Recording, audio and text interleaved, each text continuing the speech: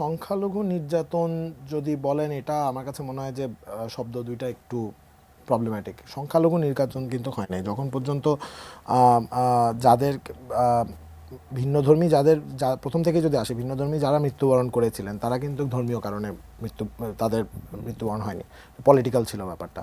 এবং তারপর থেকে অলরেডি একটা জরিপেও এসেছে, যেখানে ভয়েস অফ আমেরিকা একটা জরিপ করেছে, ওখানে বলেছে যে মাইনরিটিরা কিন্তু আগের চেয়ে ভালো থাকছে, এরকম একটা উত্তর চলে এসেছে।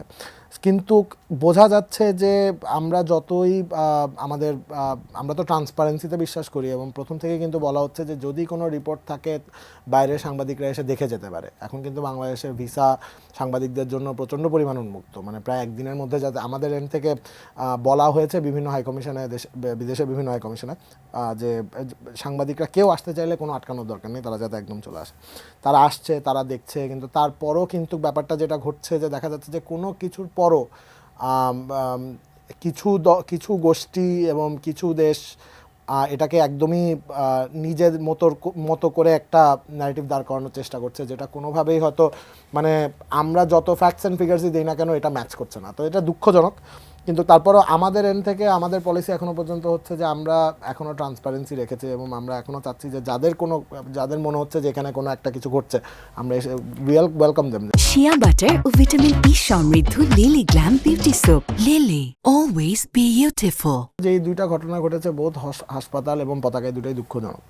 এরকম তো আমরা কখনোই চাই না যে এরকম একটা ঘটনা ঘটুক, কিন্তু তারপরেও ঘটছে এবং বিচ্ছিন্নভাবে ঘটছে। এবং যারা ঘটিয়েছে, স্পেশালি আমাদের দেশের এন্ড থেকে যারা দেখা গেছে যে পতাকা নিয়ে একটা ব্যাপার ঘটেছে, যে রাস্তার মধ্যে পতাকা, পার্শ্ববর্তী দেশের পতাকা বিছিয়ে একটা ছবি দেওয়া হচ্ছে। তো আমরা চাচ্ছি যে যারা করেছে এই ঘটনাতে, এটা তো কোনোভাবেই ছাড় দেওয়া যায় না, এবং তাদেরকে যত তাড়াতাড়ি সম্ভব আইনের আওতায় নিয়ে আসা, এটা নিয়ে কাজ করা হচ্ছে। কিন্তু কূটনৈতিকভাবে ব্যাপারটা আমি বলবো যে মানে আমাদের অন্তর্বর্তীকালীন সরকারের এন্ড থেকে তো আমাদের বন্ধুত্বর হাত বাড়িয়ে দেওয়া ছাড়া কোনো উপায় নেই। We are not here to fight.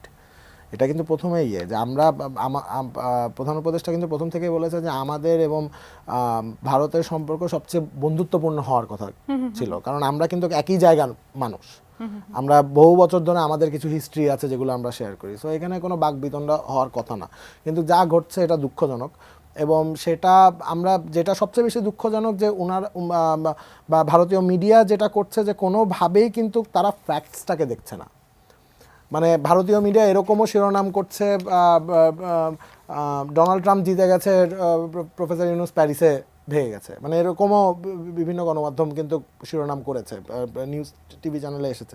তো এটা একদিক দিয়ে যেমন হাস্যকর, একদিক দিয়ে অত্যন্ত দুঃখজনক যে আমরা যেখানে মোটামুটি পুরো বিশ্বের কাছে দরজা কিন্তু খুলে রেখেছি যে তোমরা আসো, তোমরা এসে দেখো, যেটা আমি বারবার I can't emphasise this enough, কিন্তু তারপরও কেন ওনারা মানে ফ্যাক্টসলেসভাবে একটা জিনিস বিশ্বাস করছে, এটা আমার কাছেও প্রশ্ন। এবং আমি ভাবছি যে হয়তো এটা খুব তাড়াতাড়ি